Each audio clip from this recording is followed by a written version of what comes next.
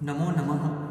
भवतां सर्वेषां हार्दं स्वागतम्। आज हम महाकवि कालिदास के व्यक्तित्व एवं कृतित्व के बारे में सामान्य जानकारी को प्राप्त करेंगे। महाकवि कालिदास का व्यक्तित्व एवं कृतित्व यह परीक्षा उपयोगी महत्वपूर्ण विषय है और यह सभी प्रकार की विश्वविद्यालय स्तरीय परीक्षाओं एवं प्रतियोगी परीक्षाओं में भी इस विषय पर प्रश्न पूछे जाते हैं। तो आज हम सबसे पहले महाकवि कालिदास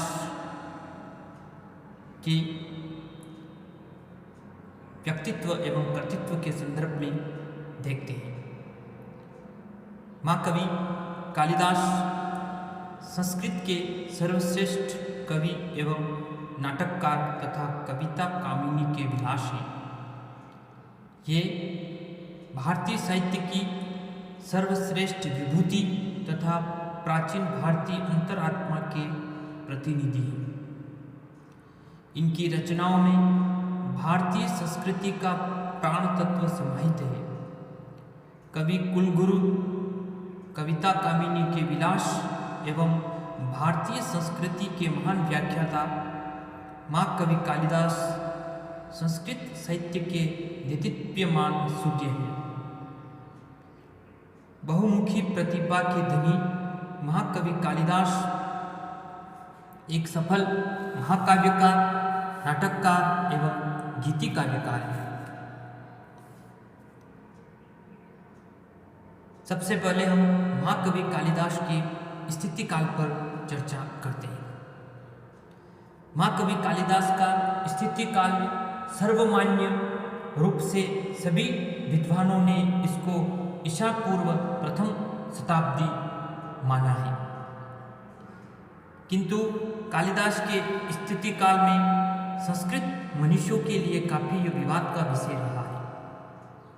आलोचकों ने अपने भिन्न भिन्न मत प्रस्तुत करके इनका स्थिति काल ईसा पूर्व प्रथम शताब्दी से लेकर ईसा की षष्ठ शताब्दी तक निर्धारित किया है।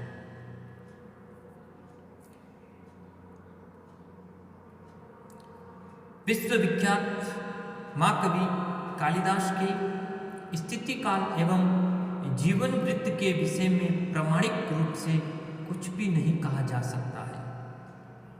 प्रायः संस्कृत साहित्य के अत्यंत विनयी एवं निष्प्रह कवियों ने अपने तथा अपने आश्रयदाता के विषय में कुछ भी निर्देश नहीं किया है। कालिदास जी के काल के संदर्भ में जो विभिन्न मत हैं, महाकवि कालिदास के स्थिति काल के विषय में विभिन्न विद्वानों ने अपने भिन्न भिन्न मत प्रस्तुत किए हैं, जिनका सारांश रूप निम्नवत है। भारतीय परंपरा इनका जो स्थिति काल है वह 57 ईस्वी पूर्व मानती है। प्रोफेसर लेसर 300 ईसा पूर्व मानते हैं। प्रोफेसर वेबर, मोनियर विलियम्स 400 ईस्वी, प्रोफेसर किथ और मैकडोनल्ड 500 ईस्वी, प्रोफेसर फर्ग्यूसन 600 ईस्वी और कतिपय विद्वान 100 ईस्वी मानते हैं।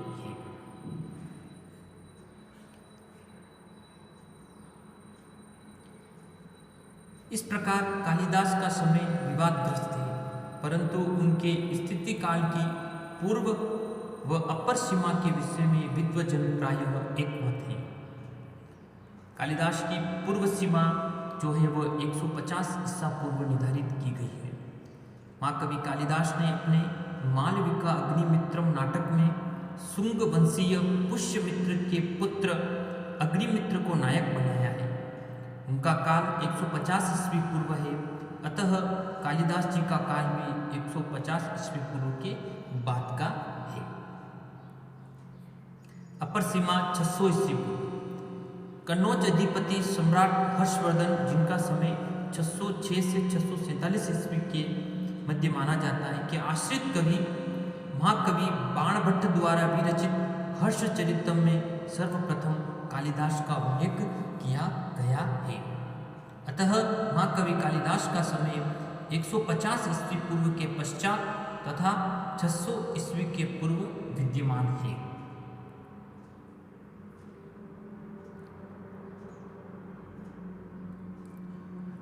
उपयुक्त मतों में से अधिकांश समीक्षकों ने दो मतों को स्वीकृत किया है। पहला, प्रथम शताब्दी ईसा पूर्व यानी विक्रमकालीन मत। भारतीय परंपरा कालिदास को राजा विक्रमादित्य का समकालीन मानती है। तदनुसार महाकवि कालिदास निश्चय ही शक राजाओं को पराजित कर शकाई की उपाधि धारण करने वाले उज्जैनी के राजा विक्रमादित्य के नवरत्नों में से एक थे। दूसरा जो मत आता है इसमें वो चतुर्थ शताब्दी ईस्वी वाला मत यानी गुप्तकालीन मत। कतिपय भारतीय तथा पाश्चात्य विद्वान महाकवि कालिदास का स्थिति काल गुप्त काल प्रतिपादित करते हैं।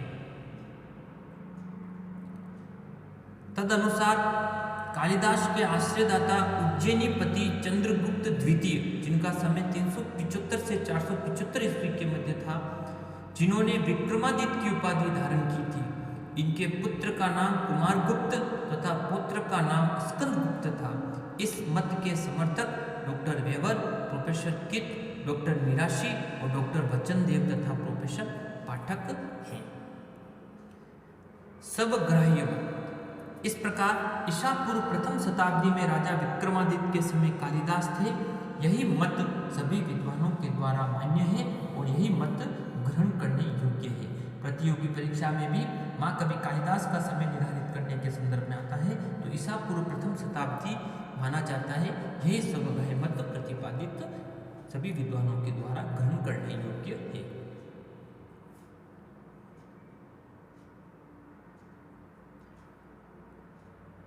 जन्मस्थान। महाकवि कालिदास के जन्मस्थान के संदर्भ में देखें तो कालिदास जी को काशी, बंग प्रदेश, अयोध्या तथा काशी का निवासी माना जाता है। ये सभी अलग अलग मतानुसार माना गया है। कोई उन्हें काशी का, तो कोई बंग प्रदेश का, तो कोई अयोध्या का निवासी मानता है।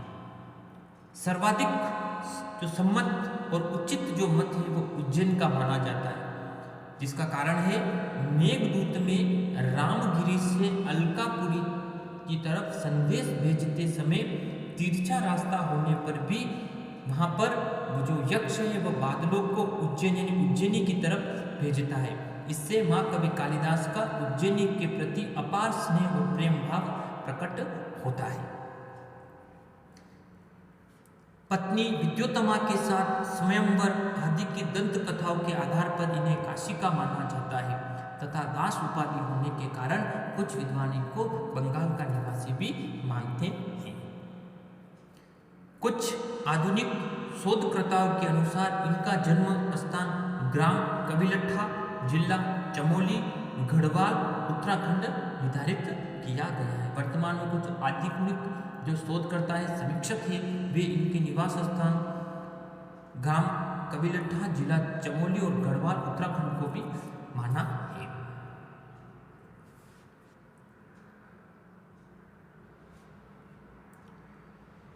महाकवि कालिदास के जीवन के संदर्भ में अलग अलग किंवदंतियां प्रचलित है, जिनमें से एक किंवदंती प्रचलित है कि कहा जाता है बचपन में कालिदास जी की बुद्धि लगती उच्चतम कोटि की नहीं थी। इनका विवाह विदुषी विद्योत्तमा के साथ होता है। विवाह उपरांत पत्नी विद्योत्तमा की प्रेरणा एवं काली मैया की उपासना से इनको उच्च कोटि की ज्ञान की प्राप्ति होती है। ज्ञान प्राप्ति के बाद ये अपने महल में आते हैं तो बंद दरवाजे को देखकर बाहर से वे आवाज लगाते हैं, अनावृतम कपाटम द्वारम देहि, यानी जिसका अर्थ होता है अनावृतम कपाटम, यानी जो बंद दरवाजा है उस अनावृतम कपाटम द्वारम देहि, यानी दरवाजा को खोलिए। तब अंदर बैठी हुई विद्योत्तमा इनकी आवाज पहचान कर कहती है, अस्ति कश्चित वागिशेष, यानी अर्थात अब आपकी वाणी में कुछ विशेषता आ गई है। इसके बाद कालिदास विद्योत्तमा द्वारा बोले गए इन 3 शब्दों के आधार पर एक एक करके 3 काव्य रचना करते हैं। यानी महाकवि कालिदास जब विद्योत्तमा कहते कि अस्ति कश्चित वागिशेष, तब महाकवि कालिदास अपने उन 3 काव्यों की रचना करते हैं इन 3 शब्दों को लेकर, जिसमें पहला जो अस्ति शब्द को लेकर महाकवि कालिदास कुमार संभव महाकाव्य की रचना करते हैं। उसकी शुरुआत में जो मंगलाचरण है उसमें अस्ति शब्द से शुरू होता है। वो मंगलाचरण है, अस्त्युतर श्याम दिशि देवात्मा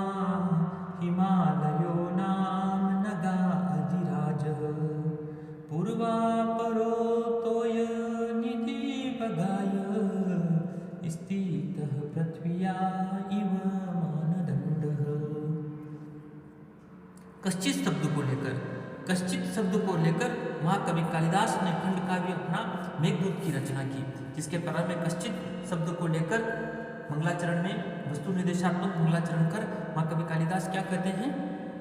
कश्चित कांता विरगुरुणा स्वाधिकारा प्रमत्तः सापेन संगत मीत महिमा वशभोगेन भ्रतुः यशस् चक्रे जनकतनया पुण्यदकेषु स्निग्धछाया तरुषु वसतिं रामगृहाश्रमेषु। और अंतिम शब्द वागीशेष शब्द को लेकर रघुवंश महाकाव्य में महाकवि कालिदास भगवान शिव और माता पार्वती की आराधना करते हुए क्या कहते हैं? वागार्थोइव संप्रक्तो वागार्थैव प्रतिपत्तिये जगतः पितरो वंदे पार्वती परमेश्वरो। अब हम महाकवि कालिदास के द्वारा संस्कृत साहित्य में जो प्रमुख रचनाएं रचित है उस पर दृष्टिपात करते हैं। अभी हम सामान्य रचनाओं को देखेंगे, अगली वाली क्लास में इन समस्त जो रचनाएं हैं उन रचनाओं के विस्तृत अध्ययन को भी देखेंगे। सबसे पहले महाकवि कालिदास के द्वारा रचित दो महाकाव्य, जिनमें पहला महाकाव्य कुमार संभवम और दूसरा रघुवंश माना जाता है। गीति काव्य और खंड काव्य। गीति काव्य और खंड काव्य में महाकवि कालिदास के द्वारा मेघदूतम और ऋतुसंहार की रचना की गई है। नाटक में महाकवि कालिदास के द्वारा 3 नाटक रचित है। पहला अभिज्ञान शाकुंतलम, दूसरा विक्रमोर्वशी और तीसरा मालविका अग्निमित्रम।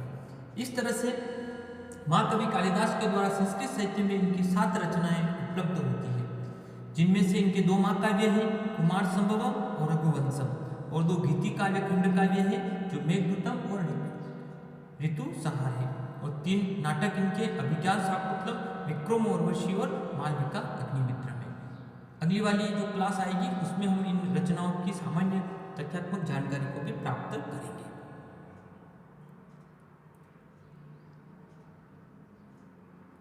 अब हम परीक्षा उपयोगी विशेष तथ्यों को देखते हैं। कालिदास जी की सर्वप्रथम जो रचना है वह ऋतुसंहार मानी जाती है। कालिदास जी की सर्वप्रथम जो नाट्य रचना है वो मालविका अग्निमित्र को माना गया है। कालिदास जी के द्वारा रचित सर्वप्रथम महाकाव्य कुमार संभवम को माना जाता है। जयदेव कवि के द्वारा स्वरचित प्रसन्न राघवम रचना में कालिदास जी को कवि कुल गुरु कालिदास की उपाधि प्रदान की गई है। काल कर्म अनुसार अगर कालिदास की रचनाओं का सही एवं व्यवस्थित कर्म निम्नानुसार है। काल कर्म के अनुसार महाकवि कालिदास की रचनाओं को देखें तो सबसे पहले उनकी जो रचना आती है वह रचना आएगी उनकी ऋतुसंहार आएगी। सबसे पहले कालिदास जी की जो रचना है वह ऋतुसंहार रचना महाकवि कालिदास की मानी जाती है। सबसे पहले रचना कालिदास जी की जो है वह ऋतुसंहार रचना कालिदास की मानी गई है। सबसे पहले ऋतुसंहार रचना कालिदास जी की मानी जाती है। फिर दूसरी रचना उनकी है कुमार संभव। तीसरी जो रचना उनकी मानी गई है वह है मालविका अग्निमित्र। तीसरी रचना उनकी मालविका अग्निमित्र को माना गया है। चौथी रचना उनकी विक्रमोर्वशी को माना जाता है। 5वीं मेघदूत, 6ठी रघुवंश और 7वीं अभिज्ञान शाकुंतलम को माना गया है। यानी महाकवि कालिदास की जो अगर रचनाओं के संदर्भ में हम अध्ययन करें तो महाकवि कालिदास की सर्वप्रथम जो रचना है वह ऋतुसंहार है। फिर ऋतुसंहार प्रथम रचना है महाकवि कालिदास की। फिर दूसरी जो रचना उनकी मानी जाती है वह है कुमार संभव, यानी महाकवि कालिदास की जो दूसरी रचना है वो कुमार संभव को माना जाता है। तीसरी रचना मालविका अग्निमित्र को माना जाता है। चौथी रचना विक्रमो उर्वशी को माना जाता है। पांचवी रचना उनकी मेघदूत को माना जाता है। छठी रघुवंश को माना जाता है और सातवीं रचना उनकी जो है वह है अभिज्ञान शाकुंतलम। यानी महाकवि कालिदास की जो अंतिम रचना मानी जाती है वह है अभिज्ञान शाकुंतलम, उनकी सातवीं रचना मानी जाती है। तो आप ध्यान रखिए, महाकवि कालिदास की सर्वप्रथम रचना ऋतुसंहार को माना गया है, जो खंड काव्य गीति काव्य के संदर्भ में आता है। फिर इनकी दूसरी रचना कुमार संभव, तीसरी रचना मालविका अग्निमित्र, चौथी रचना विक्रमोर्वशीय, पांचवी रचना मेघदूत, छठी रघुवंश और अंतिम जो रचना है वह अभिज्ञान शाकुंतलम को 7वां नंबर पर माना गया है।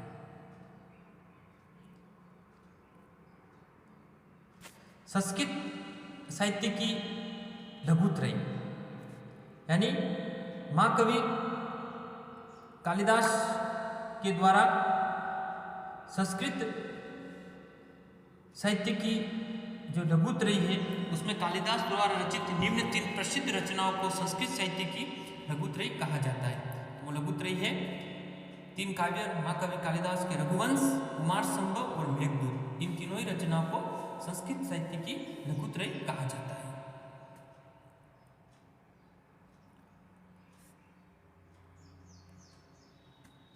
कालिदास उपमा अलंकार के सर्वाधिक प्रिय कवि माने जाते हैं। रघुवंश महाकाव्य के 6ठ सर्ग में इंदुमती की उपमा दीपशिखा से लिए जाने के कारण इनको दीपशिखा कालिदास भी कहा जाता है। यानी महाकवि कालिदास ने अपने रघुवंश महाकाव्य में 6ठ सर्ग में इंदुमती की जो उपमा दीपशिखा से की, इस कारण से महाकवि कालिदास को दीपशिखा कालिदास भी कहा गया। वो श्लोक इस तरह से है, संचारणी दीपशिखेव रात्रौ यम यमवती याय पतिवरांसा नरेंद्र मार्गाट इव प्रपत्ते विवर्ण भावम ससभूमि पालः। इस कारण से महाकवि कालिदास को यहाँ पर दीपशिखा कालिदास की उपाधि दी गई। कालिदास जी द्वारा अपनी रचनाओं में वैदर्भी रीति का प्रयोग किया गया है। कालिदास जी का स्थिति काल ईसा पूर्व प्रथम शताब्दी माना जाता है और यह सर्वगाह सर्वाधिक मत इसी को ही विद्वानों के द्वारा माना गया है। इस तरह से आज हमने महाकवि कालिदास के द्वारा विरचित उनके द्वारा जो कृतित्व और उनका जो व्यक्तित्व है इस पर सामान्य जानकारी को प्राप्त किया। अगली वाली क्लास में हम महाकवि कालिदास के द्वारा रचित जो 7 रचनाएं हैं उनका संक्षिप्त परिचय को